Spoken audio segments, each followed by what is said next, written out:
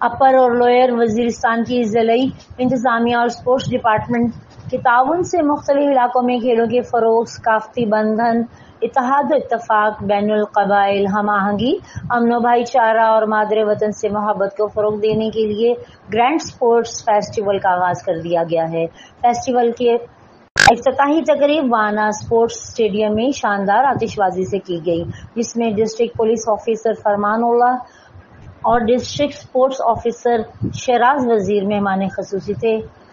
26 اکتوبر تک جاری رہنے والے اس فیسٹیول میں ثقافتی پروگرامز، روایتی موسیقی اور رقص، مشاعرے، روایتی کھیلوں کے مقابلوں کے ساتھ ساتھ قبائلی ثقافتی اشیاء و کھانے پینے کے سٹالز بھی سجائے گئے۔